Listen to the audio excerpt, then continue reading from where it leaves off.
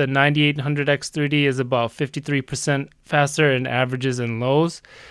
Network load, server tick, player activity, AI, assets, and all that shift the bottleneck a tiny bit. The gap isn't as extreme, but it's still really large. In 1440 online, this stays consistent with around a 53% uplift for the 98 in both average FPS and 1% lows.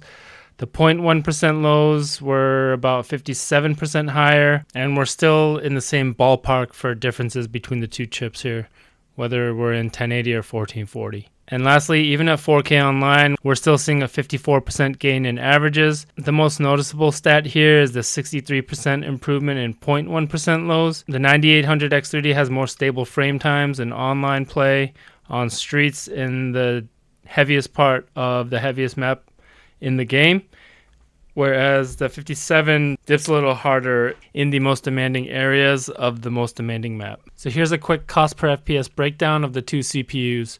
I tested both with 64 gigs of RAM since in all my previous benchmarks, 64 gives consistently better results than 32 in Tarkov in terms of frame time, consistency, and smoothness. And because RAM prices have exploded recently, nearly tripling due to AI companies buying up massive amounts of DRAM, memory has become a major part of the upgrade equation. Using current retail pricing, a 9800X3D paired with 64 gigs of DDR5 comes in around $880, while a 5700X3D with 64 gigs of DDR4 off the secondhand market sits closer to $550. You might find better deals depending on where you live or with upcoming sales, especially with Black Friday stuff coming up. But these are the most common price points right now. When you look at cost per FPS, both CPUs actually land very close. They're within 10% or less of each other across all resolutions.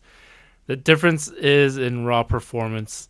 The 9800X3D is delivering 50 to 65% more FPS, but the overall dollar to FPS value stays competitive on both sides. So here's the bottom line. If you're already on AM4, the 5700X3D is still one of the best value upgrades you can make. It's a really nice performance bump without having to break the bank for an AM5 platform swap. But if you're building a new system or coming from an older AMD or Intel setup, then 9800X3D is absolutely the move. It's not cheap, but it has good value in terms of the performance it's going to give you, and it gives you a platform with a good bit of longevity for now. Either way, both chips offer strong value. It just depends on your budget, your current platform, and the FPS target you're trying to hit.